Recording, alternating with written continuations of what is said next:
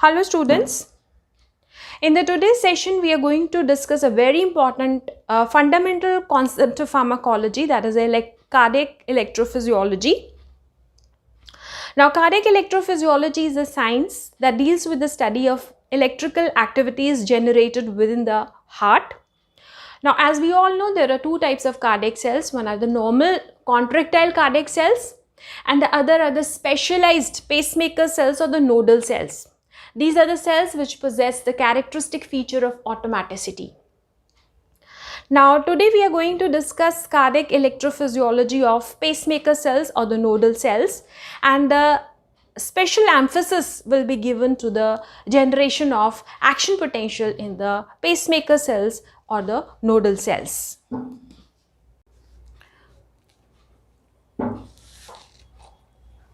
Now let's discuss in brief about the properties of cardiac muscles and the functioning of heart, that is the conducting system of heart.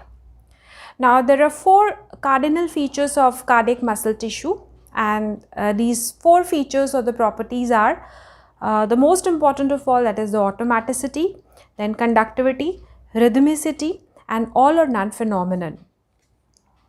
Now this is the diagram. This diagram shows the wall of heart. This is the heart and this is the wall of heart. The wall of heart is made up of cardiac cells termed as to be the myocardium, and myocardium is made up of two types of cells, normal cardiac cells and specialized cells called as the pacemaker cells.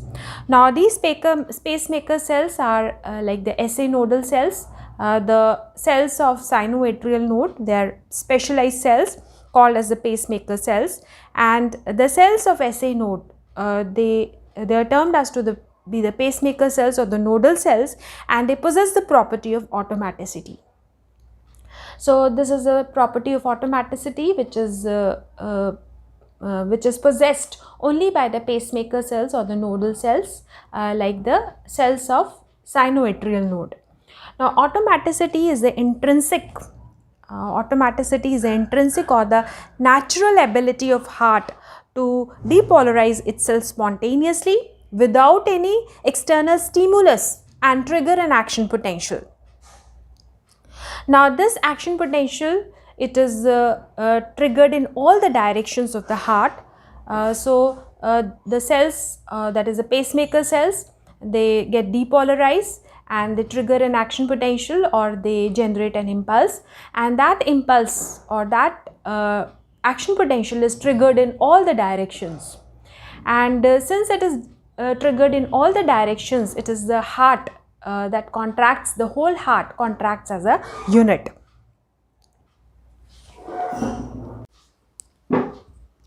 Now this is the diagram that shows the conducting system of heart. Now the elements of conducting system of heart are the sinoatrial node, then atrioventricular node, bundle of His, then the bundle branches, that is the left bundle branch and the right bundle branch, and the small fibers called as the Purkinje fibers. Now we'll talk about these elements one by one. Now first of all is the SA node or the sinoatrial node. Now SA node depolarizes and it generates the action potential or impulses. Now impulses, they are generated at a rate of 60 to 80 impulses per minute. Now this SA node, it is located in the wall of the right atrium and it is called as the pacemaker of heart because it is the SA node that generates impulses or the electrical signals.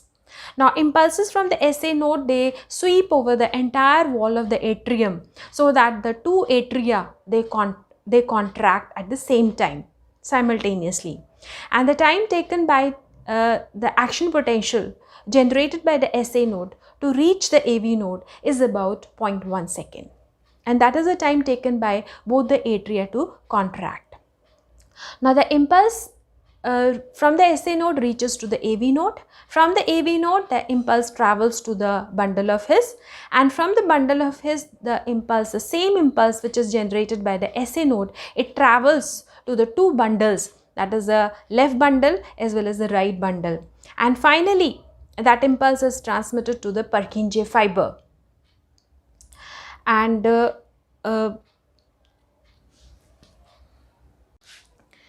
this results in the transmission of impulse from the AV node to the apex of ventricular myocardium, and this results in the contraction of both the ventricles.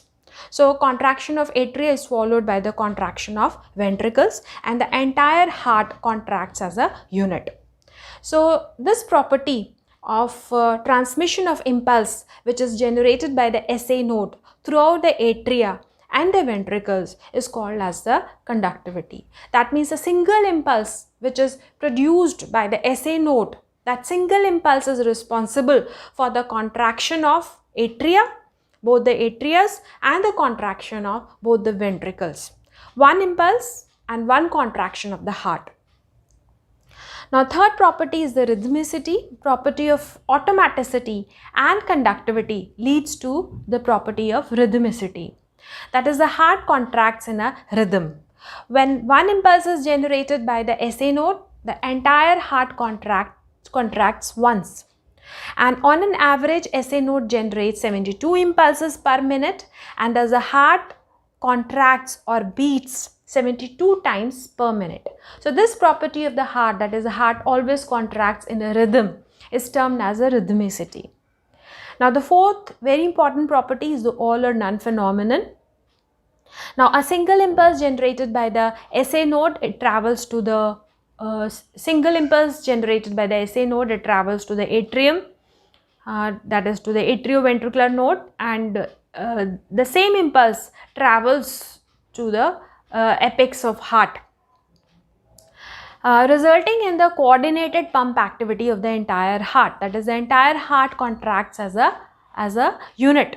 Now either the impulse generated will contract the entire heart and produce a complete response, or there will be no response. That means there will be no pumping of the heart. So this property, that either the heart contracts as a unit or the heart does not contract at all, is termed as all or none phenomenon. In order to further understand cardiac electrophysiology, let's see the characteristic properties of pacemaker cells and normal myocytes. Now, as we have already seen, myocardial tissue is made up of cardiac cells. Cardiac cells are of two types. Specialized cardiac cells or myocytes are the pacemaker cells, and the normal myocytes are the normal contractile cells. Now, the main function of the pacemaker cells is to depolarize, and when these pacemaker cells depolarize, they generate an impulse, or in other words, we can say that they trigger action potential. So the main function of pacemaker cells is to depolarize and generate an action potential.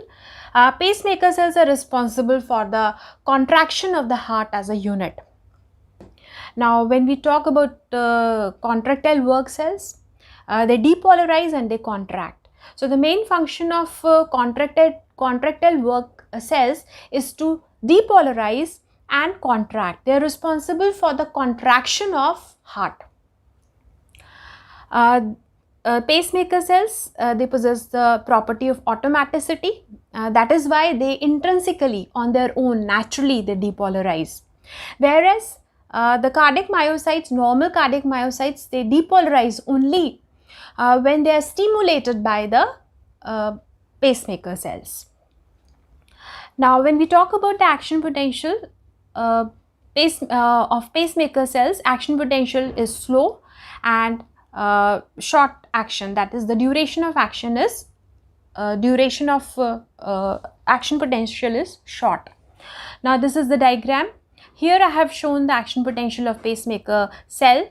As we can see over here, depolarization occurs slowly and duration of action potential is very short. Now, this is a figure that shows action potential of normal cardiac cells, normal contractile work cells. Here we can see that there is rapid upswing of action potential. That is, depolarization is very fast, and further there is a plateau phase. Because of the presence of this plateau phase, duration of action potential is long. So in the pacemaker cells, depolarization occurs slowly and duration of action potential is short, whereas in the normal contractile cells, there is rapid upswing of action potential, depolarization is fast, and duration of action potential is long. Now, a very important characteristic feature of cardiac cells is the presence of gap junctions. Now, this is the diagram. In this diagram, I have shown a series of cardiac cells. Now, the first cardiac cell that is shown over here is the pacemaker cell, and the other cells are the normal contractile cells. Now, this pacemaker cell, when it depolarizes, it generates electrical impulse or it generates action potential, and this generation of impulse or the action potential occurs due to the movement of ions.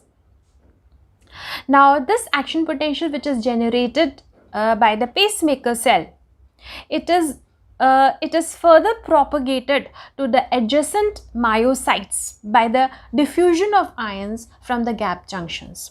So, when there is diffusion of ions from this pacemaker cell in the adjacent cardiac cell, this cardiac cell gets depolarized. Further, when this cardiac cell depolarizes, there is movement of ions from this depolarized cardiac cell to the adjacent or the adjoining cardiac cell. So, this way, because of the movement of ions, specifically the calcium and potassium ions, due to the diffusion of ions through the gap junctions, there is propagation of action potential. So, action potential wave propagates by diffusion of ions through the gap junctions.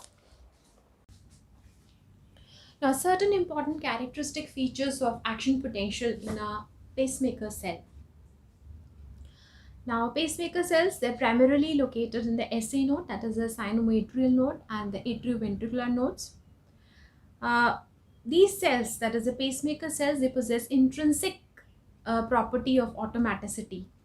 No external stimulus is required, and they possess intrinsic natural ability to initiate action potential, to generate an impulse, and therefore no external stimulation is required.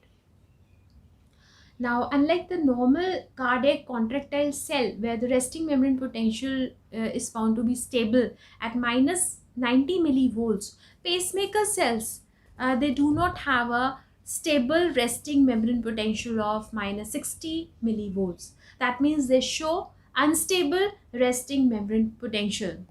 Now, the resting membrane potential of these pacemaker cell is not found to be stable, as a cell tries to acquire threshold membrane potential and that cell tries to get depolarized.